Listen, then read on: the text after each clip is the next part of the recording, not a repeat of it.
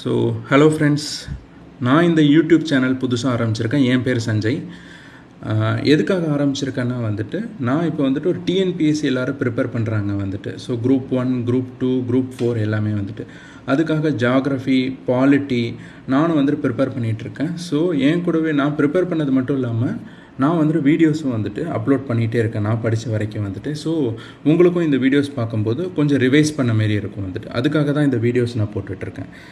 So first இன்றைக்கி நான் முதல்ல எடுத்த டாபிக் ஜியாகிரஃபி. ஃபஸ்ட்டு வீடியோ இது என்னன்னு பார்த்தீங்கன்னா agricultural pattern in India. So இதுதான் ஃபஸ்ட்டு வீடியோவை நான் போடுறது.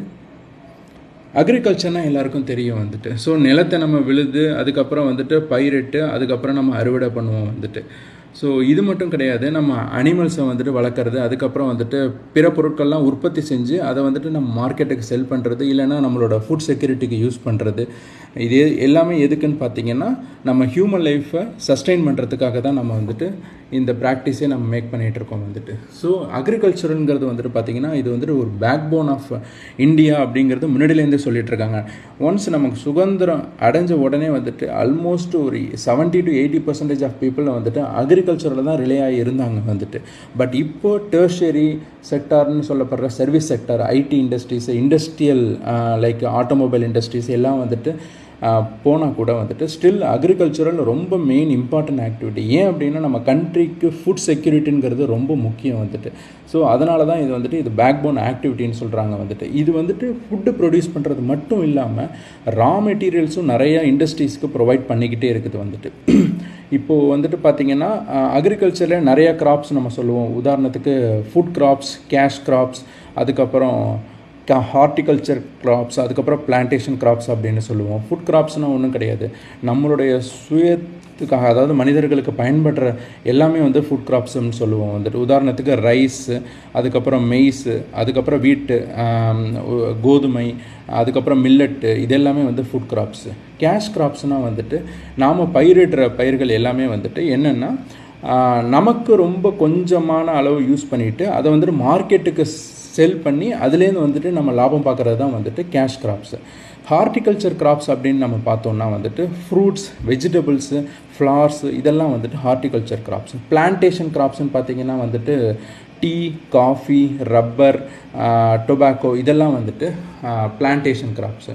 ஸோ இதெல்லாம் தான் இது மட்டும் இல்லாமல் கிராப்ஸை கல்டிவேட் பண்ணுறது மட்டும் இல்லாமல் லைக் அனிமல் ஹஸ்பண்ட்ரி, மாடுகளை வளர்க்குறது, அதுக்கப்புறம் ஃபிஷ்ஷிங்கு, அதுக்கப்புறம் பீ கீப்பிங்கு, ஃபாரஸ்ட்ரி, இது எல்லாமே மெயின் ஆக்டிவிட்டீஸ் ஆஃப் அக்ரிகல்ச்சரில் தான் வரது ஸோ இன்றைக்கி நம்ம டுடேஸ் வேர்ல்டில் அக்ரிகல்ச்சர் பற்றி இம்பார்ட்டன்ஸோட பார்த்தோன்னா அப்படின்னா ஃபஸ்ட்டு ஃபுட் செக்யூரிட்டி.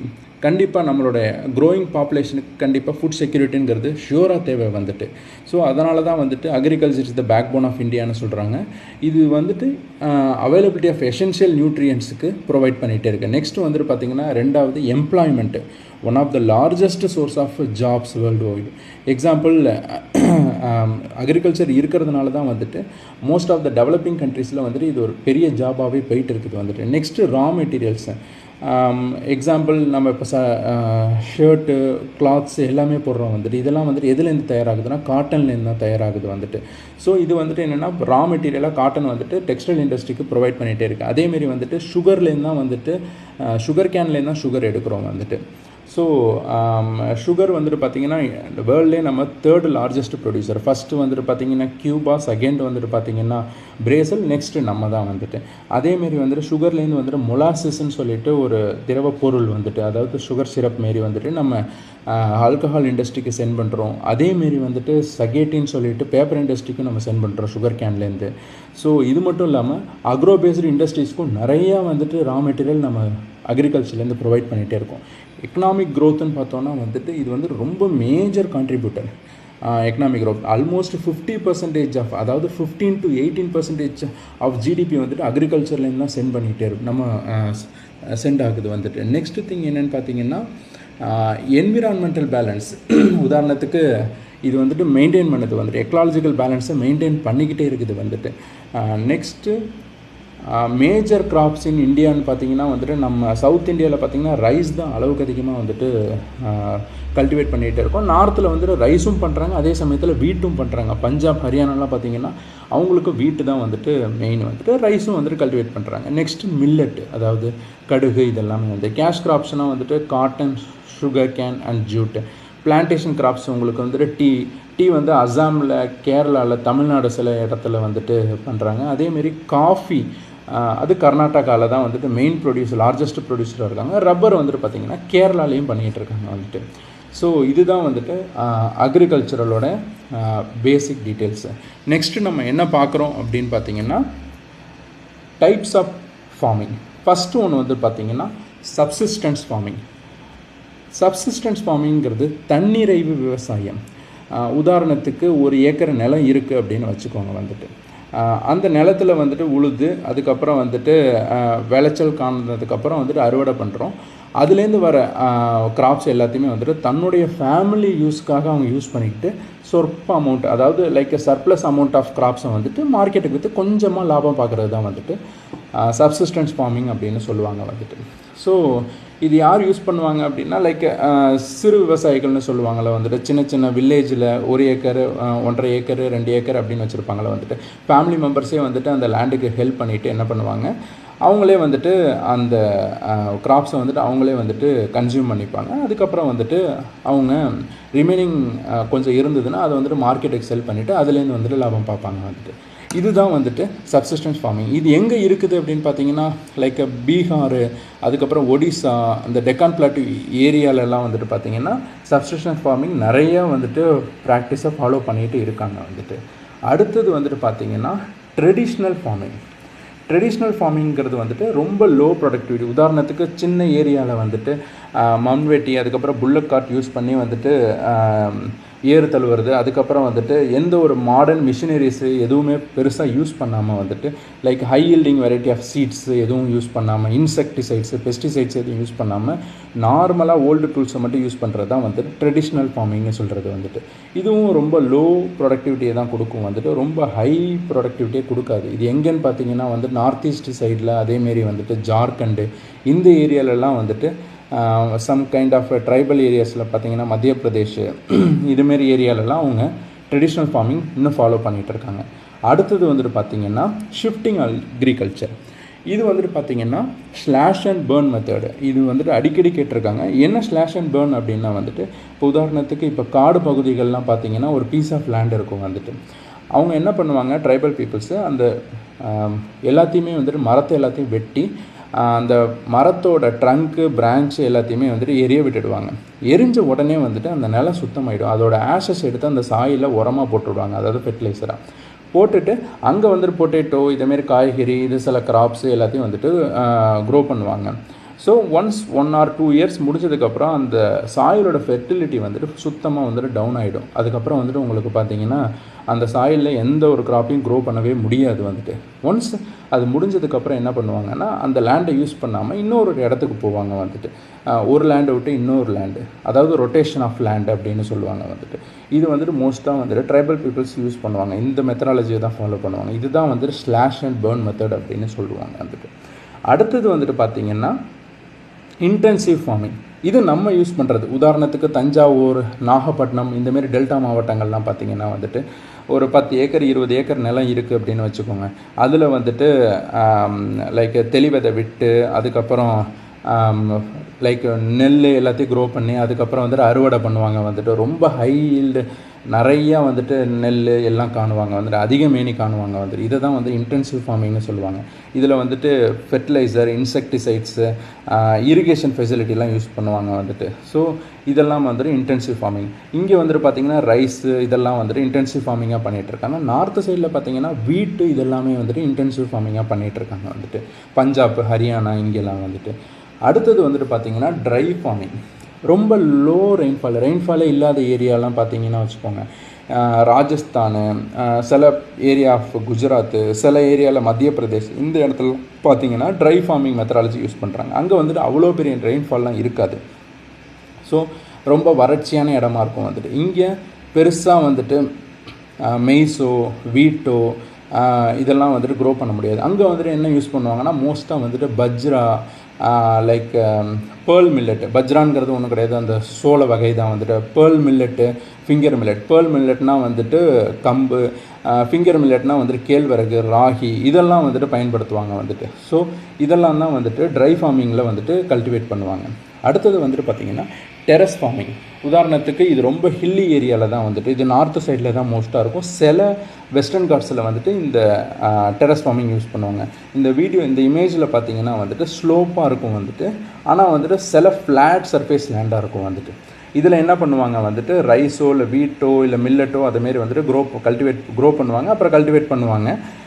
இது எதுக்காக ரொம்ப இம்பார்ட்டன்ட் ஃபியூச்சர் அப்படின்னு பார்த்தீங்கன்னா வந்துட்டு, இப்படி பண்ணுறதுனால வந்துட்டு அதோட கிரவுண்ட் கன்சிஸ்டன்சியும் நல்லா பெட்டராக இருக்கும், சாயில் ரேஷனும் வந்துட்டு டிக்ரீஸ் ஆகிட்டுருக்கும். அதனால் வந்துட்டு ரொம்ப நல்லது அப்படிங்கிறாங்க வந்துட்டு. ஸோ இதை வந்துட்டு உத்தராகண்டை தான் மோஸ்ட்டாக வந்துட்டு டெரஸ் ஃபார்மிங் பண்ணிகிட்ருக்காங்க வந்துட்டு. அடுத்தது வந்துட்டு பார்த்திங்கன்னா நெக்ஸ்ட்டு இரிகேஷன். இப்போ உதாரணத்துக்கு இப்போ இரிகேஷன்னா ஒன்றும் கிடையாது. இப்போது பிளான்ட்டோ இல்லை ரைஸோ வெஜிடபிள் எந்த ஒரு கிராப்பும் தண்ணி இல்லாமல் வளரவே வளராது வந்துட்டு. இப்போ ஒரு அக்ரிகல்ச்சரல் பிளான்ட்டுக்கு வந்துட்டு தண்ணி ஊற்றணுன்னா என்ன பண்ணுவாங்கன்னா ஏதோ ஒரு மீன்ஸ் இருக்கும், ஒரு ஆர்டிஃபிஷியல் மீன்ஸ் இருக்கும். அதை தான் வந்துட்டு நம்ம இரிகேஷன்னு சொல்லுவாங்க வந்துட்டு. உதாரணத்துக்கு கிரவுண்ட் வாட்டர்லேருந்து தண்ணி எடுத்து நம்ம கொஞ்சம் கொஞ்சமாக வந்துட்டு பிளான்ட்டுக்கு எல்லாத்தையும் ஊற்றுறோம் வந்துட்டு. இல்லை ரிவர்லேருந்து தண்ணி வருது, அதை வந்துட்டு நம்ம குழிமாரி தோண்டி அது மூலமாக வந்துட்டு நீர்ப்பாசனம் மூலமாக நம்ம ஒவ்வொரு இடத்துக்கும் வந்துட்டு தண்ணி ஊற்றுறது. இதேமாரி நிறைய டெக்னிக்கல் இருக்குது. இன்கேஸ் ரெயின்ஃபால் மூலமாக வந்துட்டு தண்ணி வருது. இதேமாரி வந்துட்டு இரிகேஷன் ப்ராசஸ் எக்கச்சக்கமாக இருக்குது. ஸோ நம்ம சோர்ஸ் ஆஃப் இரிகேஷன் பார்த்தோன்னா மொத்தம் 3 வகை. ஒன்று வந்துட்டு பார்த்திங்கன்னா கேனல் இரிகேஷன், அடுத்தது ஒன்று பார்த்திங்கன்னா வெல் இரிகேஷன், நெக்ஸ்ட் ஒன்று பார்த்திங்கன்னா வந்துட்டு டேங்க் இரிகேஷன். ஸோ ஃபஸ்ட்டு ஒன்று பார்க்குறது எதுன்னு பார்த்திங்கன்னா கேனல் இரிகேஷன். கேனல் இரிகேஷனுங்கிறது ஒன்றும் கிடையாது. இப்போது இது வந்துட்டு ரிவர்லேயோ டேம்லேயோ ரிசர்வாயர்லேயோ தண்ணி இருக்கும் வந்துட்டு. அந்த தண்ணி வந்துட்டு ஒரு சின்ன சேனல் மாரி உருவாக்கி அந்த தண்ணி வந்துட்டு இங்கே அந்த சேனலில் வந்துடும்.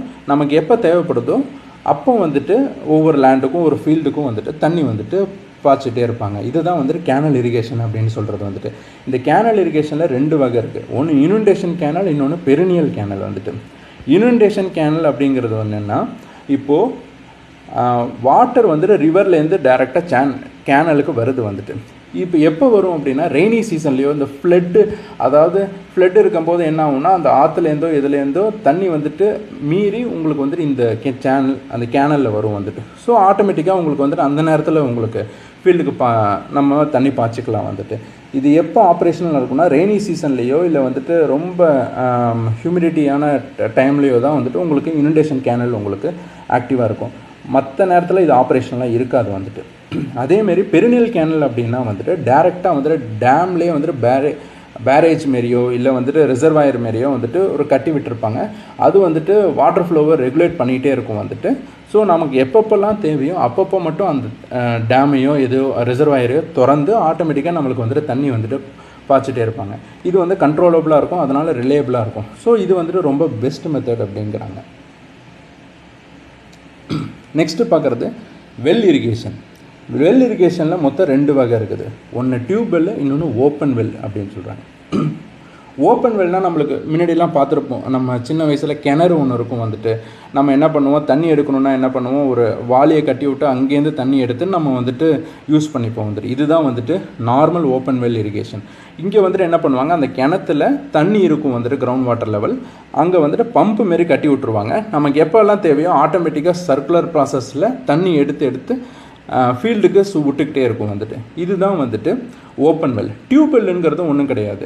இப்போ நார்மலாக நம்ம வீடு கட்டுறோன்னா நமக்கு போர் வாட்டர் எப்படி எடுக்கிறோம் வந்துட்டு 200 அடியோ இல்லை 100 அடியோ நம்ம வந்துட்டு 50 அடியோ இல்லை 30 அடியோ நம்ம டியூப்பை உள்ளே இறக்கி அங்கேருந்து வந்துட்டு சப் மோட்டார் வந்துட்டு உள்ளே போட்டு அங்கேருந்து வந்துட்டு நம்ம வாட்டரை சக் பண்ணி நமக்கு தேவையானப்போ வந்துட்டு மோட்டர் போட்டு நம்ம எடுத்துகிட்டு இருக்கோம். இதுதான் வந்துட்டு tube well. Most of the Tamil Nadu region, delta region like Godavari, Mahanadi, Krishna, Narmada, Tapi river, இந்த டெல்டா ரீஜன் எல்லா இடத்துக்கும் அந்த சவுத் இந்தியன் ரீஜன் எல்லாத்துக்குமே நம்ம வந்துட்டு டைரெக்டாக டியூப்வெல் இரிகேஷன் தான் பயன்படுத்திக்கிட்டு இருக்கோம் வந்துட்டு. அடுத்தது வந்துட்டு பார்த்திங்கன்னா டேங்க் இரிகேஷன். இது ரொம்ப ஓல்டஸ்ட் சிஸ்டம். உதாரணத்துக்கு ஒரு நேச்சுரலாகவோ இல்லை மேன்மேடாவோ ஒரு ஹாலோ ஏரியா, அதாவது ஒரு குளம் மாரி க்ரியேட் ஆகிருக்கும். ரெயின் வாட்டரோ ஏதோ வரும்போது ஆட்டோமேட்டிக்காக தண்ணி தேங்கி நிற்கும் வந்துட்டு. நமக்கு எப்போ தேவையோ அந்த நேரத்தில் மட்டும் அந்த இடத்துலேருந்து தண்ணி எடுத்துகிட்டு நம்ம யூஸ் பண்ணிப்போம் வந்துட்டு. இதுதான் வந்துட்டு டேங்க் இரிகேஷன்.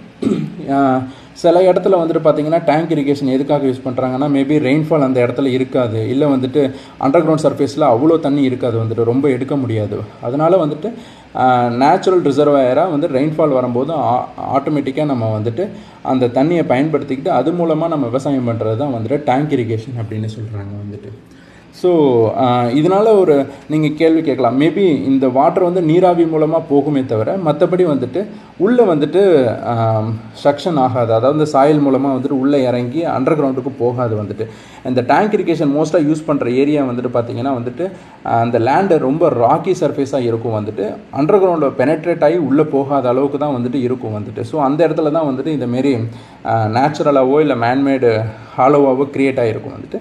அது மூலமாக வாட்டரை சேகரித்து நம்ம வந்துட்டு டேங்க் இரிகேஷனுங்கிறது யூஸ் பண்ணுறாங்க வந்துட்டு, அந்த மெத்தடாலஜி யூஸ் பண்ணுறாங்க. நெக்ஸ்ட்டு வந்துட்டு பார்த்திங்கன்னா மாடர்ன் இரிகேஷன். மாடர்ன் இரிகேஷனில் மொத்தம் 3 டைப் இருக்குது. ஒன்று வந்துட்டு ட்ரிப் இரிகேஷன், இன்னொன்று sprinkler irrigation, central pivot irrigation. மொத்தம் 3 இருக்குது வந்துட்டு. இப்போது ட்ரிப் இரிகேஷன் அப்படின்னு பார்த்தீங்கன்னா வந்துட்டு வாட்டர் வந்துட்டு ஒரு டியூப் மூலமாக வந்துட்டு பாஸ் ஆகிட்டே இருக்கும். ஒரு டியூப்லேருந்து ஒரு நேசல் ஒரு சின்ன ஓட்டை இருக்கும், அது மூலமாக டேரெக்டாக பிளான்ட்டோட ரூட்டுக்கே வந்துட்டு டேரெக்டாக சென்ட் பண்ணிக்கிட்டே இருக்கும் வந்துட்டு. இது மூலமாக கிட்டத்தட்ட 70% ஆஃப் வாட்டர் வந்துட்டு சேவ் பண்ணலாம் மற்ற இதை கம்பேர் பண்ணும்போது, மற்ற இரிகேஷன் மெத்தடாலஜியை கம்பேர் பண்ணும்போதுன்னு சொல்கிறாங்க. நெக்ஸ்ட்டு வந்துட்டு பார்த்தீங்கன்னா ஸ்ப்ரிங்க்லர் இரிகேஷன். ஸ்ப்ரிங்க்லர் இரிகேஷனுங்கிறது வாட்டர் வந்துட்டு ஃபீல்டுக்கு சப்ளை ஆகிட்ருக்கும். எப்படின்னா பைப் மூலமாக தான். அந்த பைப்பில் வந்துட்டு சின்ன ஹோல்ஸ் இருக்கும் வந்துட்டு. இது மூலமாக அன்ஈவன் சர்ஃபேஸுக்கும் நம்ம வந்துட்டு எல்லா சர்ஃபேஸுக்கும் நம்ம வந்துட்டு தண்ணி அடிச்சுட்டே இருக்கலாம் அப்படிங்கிறாங்க. நெக்ஸ்ட்டு வந்துட்டு இந்த ஸ்ப்ரிங்க்லர் இரிகேஷன்லேயே மொத்தம் இன்னொரு வகை இருக்குது. நெக்ஸ்ட்டு வந்துட்டு பார்த்திங்கன்னா ரெயின் கன் அப்படின்னு சொல்லிட்டு.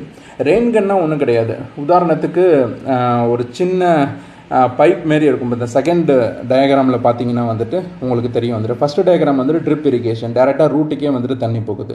செகண்டு பார்த்தீங்கன்னா ஸ்ப்ரிங்க்லர். இதில் ரெயின் கன் என்ன அப்படின்னு பார்த்தீங்கன்னா வந்துட்டு டக்குன்னு ஒவ்வொரு ஏரியாவாக வந்துட்டு அன்ஈவன் சர்ஃபேஸுக்கு உங்களுக்கு அடிச்சுக்கிட்டே இருக்கும் வந்துட்டு. என்னென்னா ஜஸ்ட் ஒரு ரெயின் மாரி வந்துட்டு உங்களுக்கு ஸ்பீடாக வந்துட்டு வாட்டர் ஸ்ப்ரெட் பண்ணிகிட்டே இருக்கும் வந்துட்டு. இது எதுக்காக யூஸ் பண்ணுறாங்கன்னா வந்துட்டு like some kind of crops எல்லாம் வந்துட்டு பார்த்தீங்கன்னா 4 ஃபீட்டுக்கு வந்துட்டு வளரும் வந்துட்டு. சுகர் கேன், மெய்ஸ் எல்லாமே வந்துட்டு. ஸோ இதுக்கெல்லாம் வந்துட்டு யூஸ் பண்ணுறாங்க. Next central pivot. இந்த தேர்ட் டயக்ராம் பார்த்தீங்கன்னா வந்துட்டு ஒவ்வொரு மிஷினரி மாரி இருக்குமா, அதில் வந்துட்டு பார்த்தீங்கன்னா நடுவில் சின்ன வாட்டர் ஸ்ப்ரெட்டிங் மிஷின் மாரி இருக்கும் வந்துட்டு. ரவுண்டாக சுற்றிக்கிட்டே ஒவ்வொரு இடமா வந்துட்டு உங்களுக்கு ஒரு வாட்டர் வீல் மாரி இருக்கும். அந்த சர்க்குலராக வந்துட்டு ஆக்டிவேட் ஆகிட்டு அதுலேருந்து உங்களுக்கு வந்துட்டு இரிகேஷன் ப்ராசஸ் நடந்துக்கிட்டே இருக்கும் வந்துட்டு. ஸோ இதுதான் வந்துட்டு சென்ட்ரல் பிவோட் இரிகேஷன் சொல்கிறாங்க. நெக்ஸ்ட்டு வந்துட்டு பார்த்தீங்கன்னா கிராப்பிங் சீசன். மொத்தம் 3 கிராப்பிங் சீசன் இருக்குது. ஒன்று கேரிஃப், ஒன்று ராபி, இன்னொன்று சரி. இது ரொம்ப இம்பார்ட்டண்ட்டு. கேரிஃப் சீசன்னா வந்துட்டு பார்த்தீங்கன்னா இது எப்போ நடக்குதுன்னா ஜூலைலேருந்து அக்டோபர் டயத்தில் தான் நடக்குது. டியூரிங் சவுத் வெஸ்ட் மான்சூன் இந்த டயத்தில் தான் வந்துட்டு. இந்த நேரத்தில் எந்த கிராப்ஸை வந்துட்டு க்ரோ பண்ணுறாங்க அப்படின்னா ரைஸ், மெய்ஸ், சொர்க்கம்ங்கிறது வந்துட்டு பார்த்திங்கன்னா ஒரு சோள வகை தான். பேர்ல் மில்லட் அல்லது பஜ்ரா. பேர்ல் மில்லட்னால் உங்களுக்கு தெரியும் கம்பு. அடுத்தது வந்துட்டு பார்த்திங்கன்னா ஃபிங்கர் மில்லட்னா வந்துட்டு கேழ்வரகு, ராகி, சோயா பீன்ஸு, அதுக்கப்புறம் கிரவுண்ட் நட்டு, காட்டன், இதெல்லாம் வந்துட்டு கேரிஃப் கிராப்பிங் சீசன். நெக்ஸ்ட்டு வந்துட்டு பார்த்திங்கன்னா ராபி.